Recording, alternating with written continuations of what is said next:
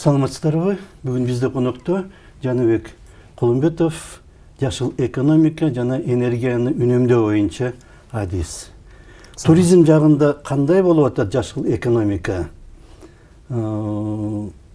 Ушундай бир принциптерди жаңы мында аябай заманбап талаптарда бүт дүйнөдө баары үнөмдөөгө өтүп атат азыр. Ошол жагынан Кыргызстанда кандай абал өзгөчө туризм жагында? Туризмди бардык нерсени айтканда жакшы нерсени баштаган туура болот. Быйылкы жылкы статистиканы ала турган болсок, бизде туризмге келген киреше 1 миллиард долларды түзүптүр да. Былтыркыга караганда бир топ өстү деп атат. Эксперттер айтып атат, 2 миллиардка чейин биздин потенциалыбыз бар. Ошол жактан каражат табуу боюнча дегендей да. Эми буга биздин жаратылышыбыз мүмкүнчүлүк берет. Элибиз эмгекчил, жаңы нерсени батка ала алат. Айлана чөйрөгө биз каныбыздан аралашып, ага зыянды азайтуу боюнча көнүп жашап калган элбиз деп айтсак болот да. Бул жагынан биз Швейцарияда болсо болот, Япониянын да стилин киргизсек болот деген нерсени айткым келип атат да. Туризм багытында айта турган болсок, азыркы күндө Кыргызстанда жаман эмес, жанагы мен көрсөткүчтө айтып өттүм. 120 миңден ашык ушул багытта иштеген мекемелер бар деп айтылат. Статистиканын акыркы маалыматы боюнча ал жылдан жылга өсүп атат. Бул баягы официальный статистикада айтылган маалымат да.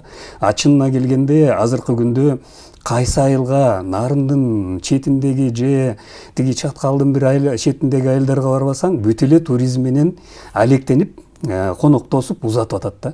Бул жагынан айтканда биз Швейцарияга жакындап баратабыз. Ал жакта ушундай экен да. Ар бир үй бүлө туризм менен сөз иштейт экен. Анан өзүнүн өнөрүн балдарына берет экен. Ошон менен туризм өнүгөт экен. Анан биз деле изденип азыр ушул жолго келип калдык деп ойлоп атам. Буйруса туризм багытында иштеген мекемелер мурда эскиче подход болсо, азыркыда жаңыча айлана чөйрөгө зыянды азайтып, кирешени көбөйтүп, чыгашаны азайтып, сырттан алыстан келген конокторго шарт түзүп, алардын келип биякта издеген нерсесине шартты түзгөнгө аракет кылып иштеп калды деп ойлоп атабыз. Туризмдин перспективасы бар. Чын эле экономика, Кыргызстандын экономикасынын бир салым кошо турган мүмкүнчүлүгү бар деп айтсак болот да. Эми бул багытта мен мисалга токтолуп кетейин. 4 жылдын ичинде биз бир чоң долбоорду ишке ашырдык. Периода деген долбоор туруктуу туризмди өнүктүрүү боюнча. Ошол жерде 2000ден ашык мекемелер менен иштешип, маалымат берип таратканга аракет кылдык. Алардын ичинен бир ошолордун көпчүлүгүн имараттарын изилдеп бердик, сунуштарды киргиздик. Эко-сертификация багытында дагы чоң жумуш аткарылды бүгүнкү күндө ошол объекттердин ичинен. Анан 149 объектте түздөн түз жанагы энергияны үнөмдөө, айлана чөйрөгө зыянды азайтуу, кирешени көбөйтүү, анан кийин чыгашаны азайтуу багытында түздөн түз иш алып бардык деп айтсак болот да. Бул деген сөз бүгүнкү күндө орточо эсеп менен кечөөндө эле жакында жыйынтыгын чыгардык. Жылына 3000 тоннадан ашык көмүр кычкыл газын чыгарууга жетиштик десек болот. Ушул жердеги жыйынтыктарды айта турган болсок. Ошого азайтыппы же? Ошого чейин азайтууга шарт түздүк. Себеби алар жанагы имараттарды жылуулады, көмүр кычкыл газын азайтууга шарт түзүлдү, көмүрдү жакпаганга, жакпай жылуулук камсыз кылууга шарт түздү дегендей сөз да. Анан экинчисин айта турган болсок, 63 миңден квадрат кубический метрден ашык сууну үнөмдөө мүмкүнчүлүгүн түздүк. Мисал катары эле айтайын, көлдө саркынды суу маселе проблема. Мисал үчүн Роял Биште ошондой саркынды сууду тазалап 97-98%ке чейин кайра поливке иштетип атат. Ошол эле карвен, ошол эле имараттар бар, бир топ ошондой чоң-чоң объектилер бар. Анан бул жерден айта турган болсок, чоң курчактын тобу арасындагы имарат ошол жерден дагы саркынды сууду бүгүн 97%ке чейин тазалап, азыр видеодон да көрсө болот, YouTube'дан да көрсө болот, жанагы кадимки суугатка иштетип атат. Бул деген сөз саркынды сууду жана жетишпей аткан сууду алуу мүмкүнчүлүгүнө жетсек болот дегенди билдирет да. То есть биздин эле Бишкектеги саркынды сууду тазалай турган болсок, этек жактагы фермерлерге суу берсек болот дегенди айткым келип атат да. Анан эми электр энергиянын дефицити деп азыр чрезвычайный ситуация абалында турабыз Кыргызстан. Дефицит болуп бизнестин көпчүлүгү иштебей калып атат, ограничение болуп атат. Ошого да шарт түзөлүү деген багытта ушул эле 144 объекти ишке ашырганда жалпы саны бүгүнкү күндө 5000ден ашык мегаватт саат электр энергияны жылына үнөмдөөгө шарт түздүк. Бул деген ошол имараттарда жасалган жанагы энергияны үнөмдөө мүмкүнчүлүктөрүн ишке ашыргандан пайда болду да. Анан баарын санап отурганда көп болуп калат. Мисал катары баягы бир эле мисал айтайын. Талдык деген белде чоң алайга өтүп бараткан жерде сырттан келген конокторду тосуп алып узаткан бир гостиница бар. Юрта түрүндө 2 этаж глэмпинг деп коет. Азыркы аны көргөндөн кийин Кыргызстанда ушу глэмпинг бизнеси да аябай тарады. Азыр Сусамында да бар, Караколдо да бар, жанагы лыжный базаларда да бар, кайсы жерде болсо көбөйдү да. Ошол жерде электр энергияны күндүн жардамы менен алат. Жылуу сууду күндүн жардамы менен ысытат. Кичинекей булактан чыккан сууду ошол жерге жетиштүү кылып конокторду тосуп узатып атат, кышын жайын иштеп атат да. Канча адам келет? Ал жерде бир 10 чактыдай кишиге эсептелген чакан эле гостиница эме, салуучу жай менен дегендей ушундай чакан эме. Сырттан жанагы электр эме келеби? Жок, электр энергия линия келбеген тоодун башында айтып атпайм, жана өзүн-өзү камсыз кылат. Өзүн-өзү камсыз кылып жанагы тоонун чокусунда перевалда туруп ошондой шартка жетип атат да. Мен муну эмне үчүн мисал катары айтып атам? Себеби мына Бишкектин тегерегинде ушундай нерсеге жетишип койсо болот оңой эле. Баягы жаратылышка жакын жерлерде биз бизнес объекттерди жазып атабыз. Промышленный объекттер бар, горнорудный багытта промышленный объекттерибиз болот. Ошол жерде деле ушул мүмкүнчүлүктөрдү пайдалансак болот. Жылуу сууду күндөн алсак болот, электр энергияны алсак болот деген нерсени айткым келип атат да. Туризмдин туруктуу деңгээлге чыгуунун жолу ушундай багытта болот да.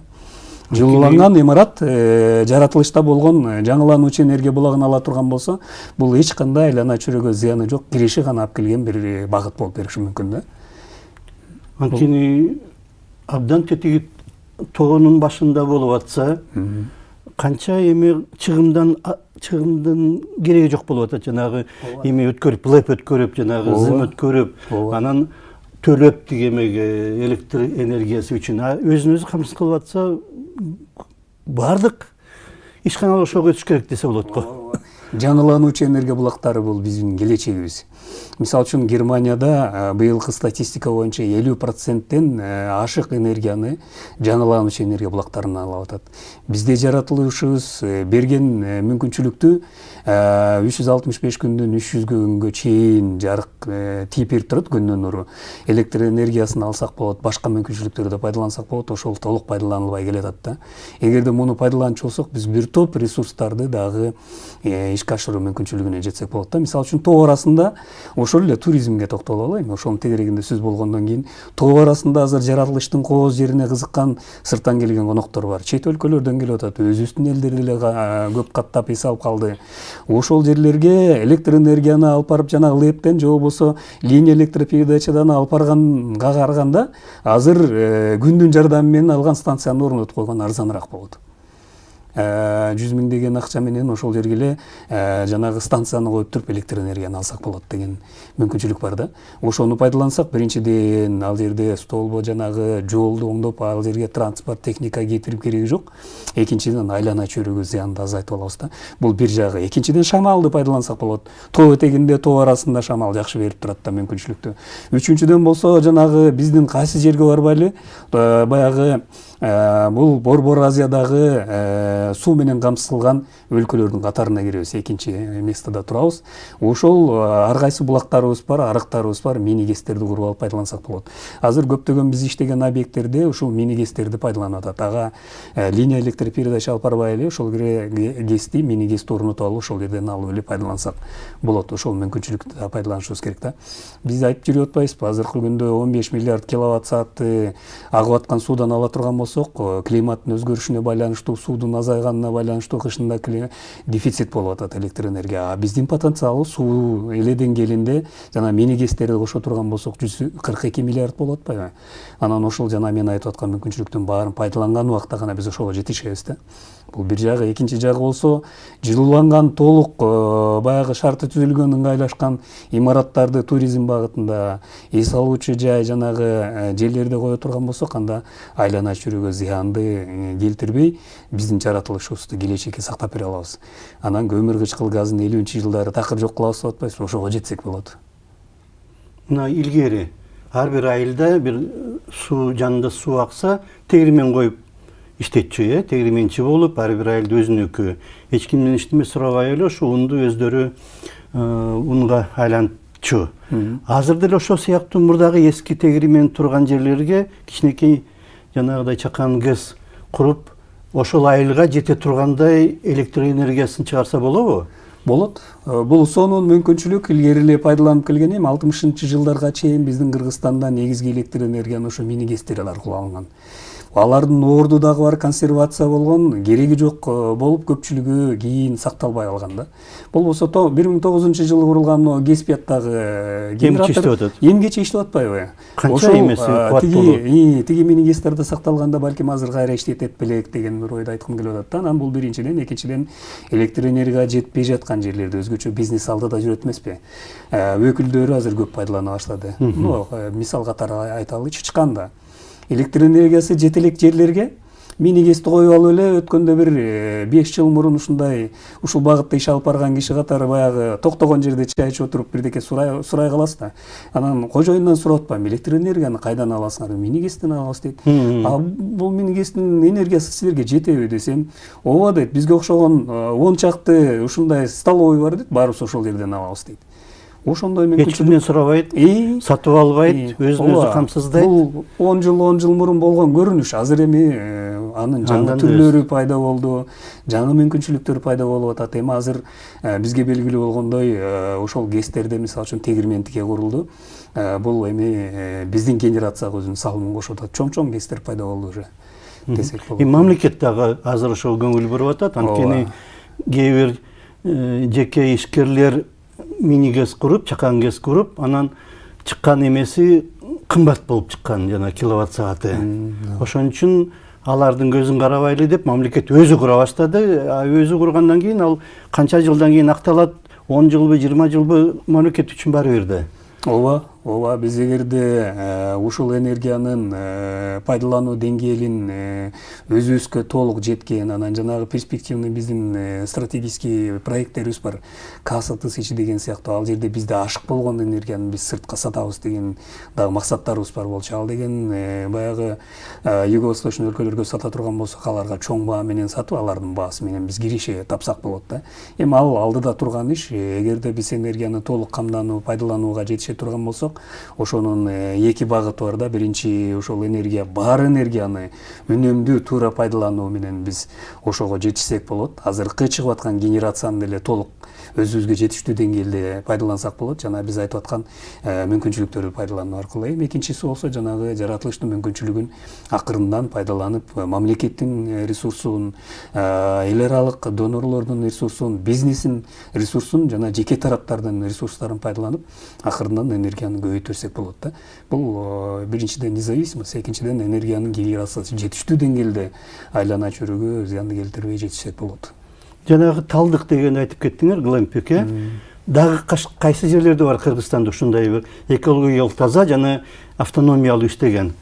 Автономиялуу иштеген, комплекстүү жасаган жерлерди азыр эми санап өтсө көп эле болот, бирок баары бир айтканда эске келбейт. Мисалы үчүн жанагы Көл суу деген жер бар. Тетиги Кытайдын границасынан нарындан нары бир 100 километрдей аралыкта турган көл суу эле. Ошол жерге нарындан нары жана пограничниктердин постунан нары барып эс алган жери бар экен да. Ошол тоонун арасында татынакай көл, ошол бардык сырттагы баягы туристтерди өзүнө тартып атат да. Ошол жерде Жыргал деген эжекебиз өзүнүн кичинекей бир гостиницасы бар. Эми ошол жерге жалаң иностранецтер барат да. Иностранецтер барат, ошол жердеги электр энергияны күндүн жардамы менен алып атат. Жылуу сууну болсо жана солнечный коллектордун жардамы менен алып атат. 4-5 кишини жумуш менен камсыз кылып атат. Киреше таап ошол жерде мындай жакшы иштеп аткан мындай, бирок ал здание да, ал глэмпинг эмес, боз үй түрүндө эмес. Анан эми бул мисалдардын түрү көп. Ошол эле жанагы Дары Откоргон тарапта жанагы Ленин пик деген бар. Дүйнө жүзүндө белгилүү пик, ал жерге чет өлкөдөн альпинисттер көп келет. Ошонун этегинде жанагы боз үйлөрдөн 15-ти 20-ны тигип алып, ошого эле күндүн жардамы менен электр энергияны алып, заряд кылып, жанагы минималдуу комфортту түзүп, иностранецтер үчүн татынакай тосуп, жүздөгөн кишилерди тосуп узатып, жанагы иштеп аткан ушундай баягы юрточный городоктор бар. Жакында эле бир кыз келип кетти, нарындан консультация алып бизден. Ата энемдин бир 20 чакты баягы боз үйү бар эле дейт. Биз ошону иштетип жүрүп, эми өзүбүз да кызыгып, өзүбүз да бир 30 коелу деп атабыз дейт. Мына бизнестин өнүгүү жолу ошол да. Бул деген өзү көрсөткүч. Бир эле 5 чакты юрточный городокто иштеткен Кашка суу деген мынага Аркыт, Аксы тарапта бир кооз жер бар. Сарчелектин эле жанында. Ошол жакта бир жигитти сураштырып отуруп, мен баягы изилдегенде биз сурам жылайбыз да, анан сурасак, мен ойлоп турмун, 2-3 боз үй иштетсе, аялы менен өзү, анан 1-2 киши жардам берсе, 4 киши иштейт. 20 чакты киши ушул жерде иш менен алек болот дейт. Бир нече миллиондогон сомду табабыз ар бир сезондо дейт. Көрсө ал жерде ат менен камсыз кылган киши бар экен, чаткалдан алып келип кымыз менен күн сайын свежий камсыз кылган киши бар экен, транспорт менен иностранцтерди алып келип кайра алып кеткен кишиси бар экен, ошонун баардыгы Токойго алып барат экен, Тоого алып барат экен, анан тамак жасап берет экен, ушунун баардыгы барып 20 чакты киши бир кичинекей эле жерде ишке ашат экен. Бул мультипликативный эффект да. Бул азыр эсептесек, жана мен айтып аткан 120 миң эмес, бизде 2-3 эсе көп киши ушул багытта камсыз жана иш менен камсыз болуп атат го сезон убагында деген менин оюм бар да, балким ошондой эле болушу мүмкүн. Бирок жанагы күн менен шамал такай эмес болуп калып атат, Ооба. Ошол проблеманы кандай чечсе болот? Эми жаратылыш бизге баардык баягы алдыбызда турган чоң вызов деп коебуз, чакырыктарды дагы пайда болуп атат. Ошол эле убакта аны чечүүнүн жолдорун да табат да. Мисалы үчүн жаңылануучу эле энергия булактары бул агып аткан чакан суу, агып аткан учурда да электр энергияны алсак болот. Ал күндүз деле түнү деле ага берет. Кыштын күнү азайып калышы мүмкүн суунун объему. Бирок баягы мениңиз баягы чыгарып аткан энергиясынын гана муштусун кичине азайтып калышы мүмкүн да. Муну пайдалансак болот. Баягы кышында гана жакшы иштебей калышы мүмкүн. Ал эми күндүн жардамы менен энергияны ала турган болсок, күндүз эртең менен саат 1:10 баштап түштөн кийинки 3-4-төргө чейин жайдыңын андан да көп убакытта энергияны толук алсак болот, максималдуу. Анан ал жок болгон убакта ошол эле жерде жана аккумулятор деген бар, бизде кадимки эле машинада пайдаланганын тяговый деген болот. Ал жерде көбүрөөк убакытка сактап иштетүү мүмкүнчүлүктөрү толтуруп алып туруп эле. Жанагы мен айтып аткан глэмпингтерде эле ошондой да. Түнкүсүн жок да, күндүн жарыгы. Ошол жерде чогулган ар бир аккумулятор где-то 1,5 киловаттка чейин энергияны топтойт. 1,5 киловатт энергия бүткөнгө чейин өзүнүн энергиясын берип турат. Эгерде минималдуу лампочкаларды эле коюп койсок, LED лампочкалар бар, бир топ убакытка чейин жарыкты берип тура алат. Эгерде анын ордуна дагы бир телевизор же холодильник кое турган болсок, азыраак убакытка жетип калат. Ошого жараша аккумулятордун санын коюп алып туруп эле ошону да кайра пайдалансак болот. Бул чечүүнүн экинчи жолу. Ошол эле жерге жанына кошо коюп туруп шамалдын жардамы менен ала турган болсок, түнкүсүн ал кайра жакшы айландырып берет дагы, энергияны алып берет. Бизде бир жакшы шамал деген эске түшүп атат. Бир жигитибиз бар, ушул Академия наукта иштеген Турсунбаев дегенби, атасы ушу менен заниматься эптир. Азыркы күндө баласы иштетип атат, Эмил деген жигит. Ушул күндүн жардамы менен энергия алууну жанагы шамалдын жардамы менен алууну кошуп коюптур да. Күн тийбей турганда берки айланып парасы шамалдын жардамы менен энергияны алат экен. Эми мощносту көп чоң болбошу мүмкүн, бирок чакан жерлерге ошол иштеп берет. Мына дагы бир чечүүнүн жолу да. Ошон үчүн муну өтө жакшы пайдалансак болот. Мен бир 10-15 жыл мурун ушул Жумгал жакты көстө перевалдан өткөндө бир кичинекей вагончикти коюп алып бир киши ошол жерге малын алып чыгып жанагы кызарттын ар жагында отурчу да. Ошол кириш чым менен моундай көтөрүп 1 метрге чейин арыктын суусун көтөрүп келип туруп ошол жерден суу дагызып, анан кийин ошол жерден мындай бир лампочканы күнү түнү күйгүзүп атканын көргөм да. Кийин сурасам, ошол жерге машинанын генераторун коюп алып эле жана вагончиктин ичинде күндүн энергиясын алып алып, жанагы суу агып аткан арыктын суунун энергиясын алып алып, мал кармаган киши күнү түнү электр энергияны камсыз болгон. Бул илгери пайда болгон мүмкүнчүлүк. Азыр ошону автоматташтырылган түрлөрү бар. Азыр бир кичинекей жана комплекс контейнерди алып келсе, ошонун ичинде автоматы дагы бар, управлениясы дагы бар. Кирген жеринен сууду киргизет, кайра чыккан жеринен чыгат, электр энергияны чыгарган эле мүмкүнчүлүк берген комплекстер бар. Ошондойду коюп алып деле энергияны алсак болот да.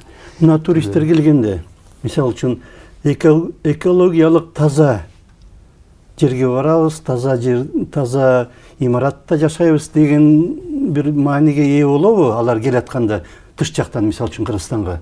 Сөзсүз түрдө биздин Кыргызстандын баягы сырттан, чет өлкөдөн, Европанын өнүккөн өлкөлөрүндө, Америкада алар аябай изилдейт да чыгаардын алдында. Баягы киши баспаган чытырман токой, жанагы биринчи калыпта сакталган жерлер кайсы жерде бар изилдейт.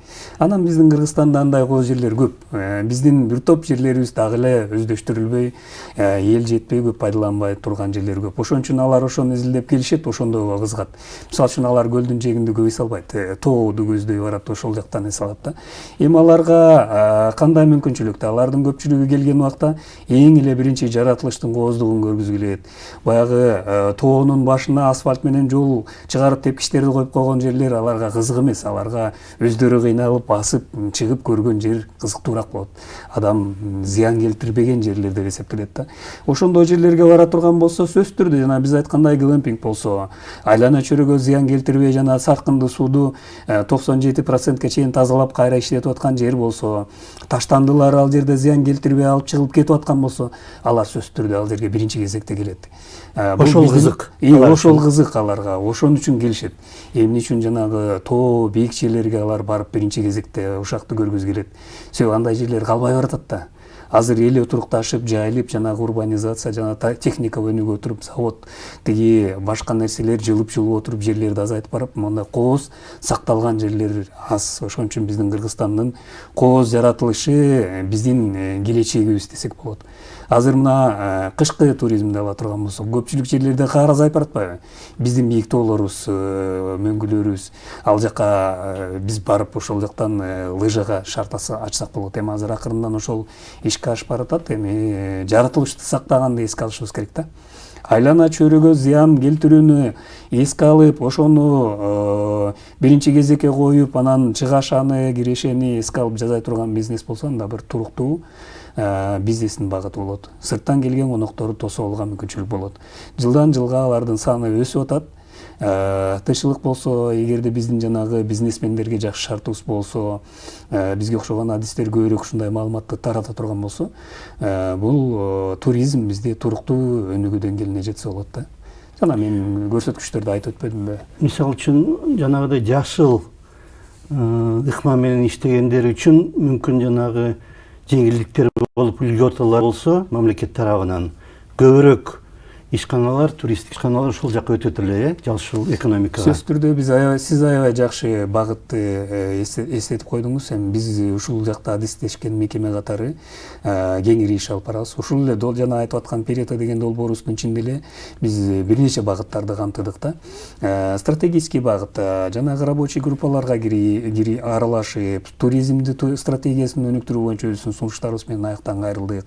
Региондордо атайын ушундай чогулуштар өткөрүп, аякты өнүктүрүү боюнча өзүбүздүн сунуштарыбызды айтып өтүрдүк. Эмне кылып дагы буларды жеңилдетсек болот? Эң эле биринчи, мисалы үчүн азыр туризм багытындагы объекттер эгерде толук жылууланган болсо, ошондой азыр сунуш киргизип кабыл алынып атат. Эгерде өкмөт ошону толук механизмдерин чече турган болсо, жанагы налог на недвижимость, имараттар энергоэффективдүү болсо, 50% чейин азаят. Бул биринчи мүмкүнчүлүк. Ал үчүн сөзсүз түрдө жылуулаш керек. Ошол атайын адистешкен мекемелердин жыйынтыгы боюнча заключение алыш керек. Бул энергосертификация деп коет. Эми бул дүйнөдө таралган мүмкүнчүлүк. Азыр биздин мыйзам боюнча закон об энергоэффективности зданий деген ошол мекеменин бир автору ушул Unisong Group биздин мекемеде. Ошол закондо мисалы үчүн жаңы курулуп аткан имарат бүткөндөн кийин сөзсүз түрдө класс энергоэффективности Б болуш керек деген жыйынтык бар да. Ошону подтверждать этиш керек. Ал деген сөз 1 квадрат метрге 42 киловатт сааттан ашык пайдаланбаш керек имарат бүтүп атканда дегенди билдирет да. Анан азыр курулуп аткан имараттар жылына 10 миңден ашык имарат курулат. Бул промышленный, общественный, жанагы чеке үйлөрдү айта турган болсок, баары ошого барат да. Ошол имараттарды ошол деңгээлге жеткире турган болсок, мыйзамдын чегинде, анан жана 3 миллиондон ашык имаратыбыз бар Кыргызстанда, ошонун 1 миллион 40тан ашыгы жана жеке тараптар пайдаланган турак үйлөр. Ошолордун баардыгын жылууланган деңгээлге жеткире турган болсок, анда айлана чөйрөгө зыянды азайтуу мүмкүнчүлүгүнө жетсек болот да. Анан бул биринчиден биздин дагы бир багыты болсо, мисалы үчүн азыр биз дагы бир сунуштарды киргизип, жанагы таможенный налогду азайтуу, ошондон бошотуу жана жаңылануучу энергия булактарын, энергияны аз пайдаланган жабдууларды киргизген убакта ошондон бошотолу деп сунуштарды киргизип атабыз. Буюрса азыр ишке ашып, азыркы убакта ошол списоктор такталып кирип аткан учур, ошон үчүн жанагы күндүн жардам берген ала турган энергия жабдуулардын баардыгы, тепловой насостор азыр азан келе баштады. Бул рынокто ошол багыттагы жабдуулардын баасын азайтуу мүмкүнчүлүгү. Ушул жагынан дагы иштей турган болсок, анда баардык ушуну пайдалануу деңгээлине жеткирсек болот да. Биздин убактыбыз 4 мүнөттөй калыптыр. Азыр эле көлдүн айланасындагы экология кандай азыр? Жана саркынды сууну тазалоо боюнча бир чоң эмелер курулуп атат, жанагы балыкчынын балыкчыга кире бериш жакта. Ооба. Көл өзгөчө айта турган жер, президенттин өзүнүн указы бар, 2 жыл болду, саркынды сууну агызбай, көлдүн жаратылышын, суусун сактап, калаалы келечек үчүн кызмат кылсын деп Кыргызстан бермети, Кыргызстан үчүн иштеш керек. Саркынды суу сөзсүз түрдө ал жерде эң эле биринчи проблема. Алардын саны көп, туристтик объекттердин чечүүнүн жолу бар. Жана биз айтып аткандай эле саркынды сууду тазалай турган азыркы жабдуулар 97-98%ке чейин тазалоо мүмкүнчүлүгүн берет. Таптаза сууду суугатка кайра иштетсек болот. Ошондой жабдууларды коюу мүмкүнчүлүгүнө жетишибиз керек. Эми кандай кылсак болот? Жана мен айтып аткан налогторду азайтуу мүмкүнчүлүгү, жанагы жеңилдетилген каражаттарды алуу, биз ушул багытта дагы жеңилдетилген насыя берүү боюнча багытында иштейбиз. Аны мамлекеттин да жеңилдеткен жардамдары болсо, бул ишке аша турган нерсе. Жана мен айтып аткан мисалдар көрсөтүп атат. Мисалы үчүн жана Royal Beach'те ошондой нерсени пайдаланып атат. Ак Берметте, мисалы үчүн дагы бир топ пансионаттарда тазаланган суу суугатка иштетилип атат. Бак дарактарын, өз алма бактарын суугатканга иштетип атат да. Ушундай деңгээлде пайдалана турган болсок, көлдү сактап калабыз. Көл эле эмес, Кыргызстанда болгон саркынды суу проблемасын чечебиз. Бул бир жагы. Экинчи жагы суугат проблеманы да чечсек болот. Ошол эле сууду тазалап, суугатка кайра иштетүү мүмкүнчүлүгү. Ошондон калган калдыктарды удобрение катары иштетсек болот. Бул дагы бир мүмкүнчүлүк. Келечекте бизде мүмкүнчүлүктөр бар. Андан энергияга чыгарган эмелер, ыкмалары бар да, тиги калдыктардан, таштандыдан энергия өндүргөн. Ооба, бул аябай жакшы маселени көтөрүп атасыз. Биздин Бишкекте миңдеген тонна таштандылар чыгат. Ошолорду сорттоп кайра чыгара турган болсо, пластиктерден идиштерди, бир нерсе керек бир нерсени жасасак болот. Макулатурадан жанагы туалеттин бумага же башка картон бирдекелерди жасасак болот. Анан кечээ эле жакында мен бир куртка сатып алсам, ошол таштандылардан жасалган кийим экен да. Бул мүмкүнчүлүк өндүрүлгөн. Бул Америка келди. Мен эми кайсы жер экенин толук билбей калдым. Азыр бул таратылып атат, Кытайда эле чыгарат. Анан үчүнчү мүмкүнчүлүк ошол таштандыларды кайра күйгүзө турган болсок, анын жылуулук үчүн энергия алсак болот, электр энергияны алсак болот. Ошол эле калдыктарды биогаз кылып туруп, ошондон алган энергияны жылуулук энергиясын жылуулук менен камсыз кылууну пайдалансак болот. Швейцарияда көп балалуу үй бүлөгө курулган көп этаждуу үйдө өзүнүн таштандысы менен электр энергия менен жылуулук энергиясы менен камсыз болот экен да. Биз болсо андан кутуп албай кыйналып атабыз да. Ушул багытта иш алып барышыбыз керек. Азыр айланпа экономика, циркуляционный, рециркуляция деген жакшы түшүнүктөрдү биз уже киргизе турган убакыт келди. Аң сезимибиз жетет, билимибиз бар, тажрыйбабыз бар, технология жетиштүү болуп калды. Ушул багытта иш алып барсак келечегибиз. Илимди өстүрүш керек, колдоп илимди. Сөзсүз илим, бизнес менен, жеке жашоо, турмуш менен айкалыш жүрүш керек. Ошондой жана смог деген проблема, айлана чөйрөдөгү деген проблема, климаттын өзгөрүшү деген проблеманы чечсек болот. Рахмат сизге. Биздин убактыбызда аяктап калды. Бизде рахмат. Конокто Жаныбек Кулумбетов болду. Жашыл экономика жана энергияны үнөмдөө боюнча адис. Рахмат сизге. Сиздерге чоң рахмат. Саламат болуңуздар.